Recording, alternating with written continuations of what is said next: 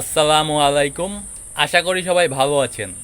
অবশেষে দীর্ঘদিনের অপেক্ষার পর বাংলাদেশ জাতীয় ফুটবল দল কিন্তু কোনো একটা ইউরোপিয়ান প্রতিপক্ষের সাথে তাদেরই ঘরের মাঠে ম্যাচ খেলতে যাচ্ছে। এটি বাংলাদেশ ফুটবলের জন্য একটি অত্যন্ত আনন্দের এবং প্রাপ্তির বিষয়। অবশেষে সকল জল্পনা কল্পনা কাটিয়ে আজ রাত 11টায় মুখোমুখি হবে বাংলাদেশ এবং সান মেরিনো। ম্যাচটি একটি নিয়ম রক্ষার প্রীতি ম্যাচ হলেও বাংলাদেশের ফুটবল ভক্তদের জন্য কিন্তু এটি একটি আনন্দের বিষয়। খুব সম্ভবত বাংলাদেশ এই প্রথমবার ইউরোপের মাঠে ইউরোপের কোনো প্রতিপক্ষের সাথে ম্যাচ খেলতে যাচ্ছে। বাংলাদেশ কিন্তু ফিফা র্যাঙ্কিংয়ে সান মেরিনোর থেকে অনেক এগিয়ে রয়েছে।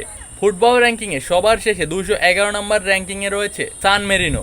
অন্যদিকে বাংলাদেশ কিন্তু 200-এর ভিতরে অবস্থান করছে, যার ফলে কাগজে কলমে কিন্তু শক্তিশালী দল বাংলাদেশ। তবে সান মেরিনোকে দুর্বল প্রতিপক্ষ ভাবার কিছুই নেই, কারণ ইউরোপের বড় বড় ফুটবল দল ইংল্যান্ড, স্পেন, ইতালি, পর্তুগাল, ফ্রান্সের সাথে কম বেশি ভালো মতোই ফুটবল খেলার অভিজ্ঞতা আছে সান মেরিনোর। তাছাড়াও কিন্তু তাদের ফুটবলাররা ইউরোপিয়ান আবহাওয়ার সাথে বড় হয়েছে, ইউরোপিয়ান ফুটবলারদের সাথে নিয়মিত পারফরমেন্স করে আসছে। আবার সান মেরিনোর মাঠে আজকের ম্যাচটি অনুষ্ঠিত হচ্ছে, তাই আজকের ম্যাচে কিন্তু বাংলাদেশের জন্য জয় পাওয়াটা একটু হলেও কঠিন হয়ে যাবে। তবে বর্তমান সময়ে বাংলাদেশ দলে কিন্তু স্বস্তির অনেকগুলো জায়গা রয়েছে।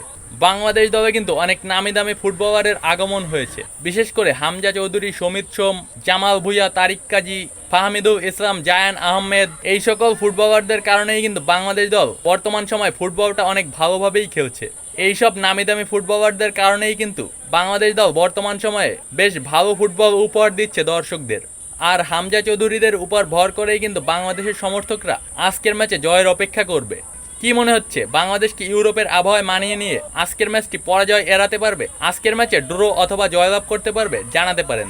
পাশাপাশি বর্তমান সময়ে বাংলাদেশের কোন ফুটবলার আপনার সবচেয়ে বেশি পছন্দের সেটিও জানাতে পারেন।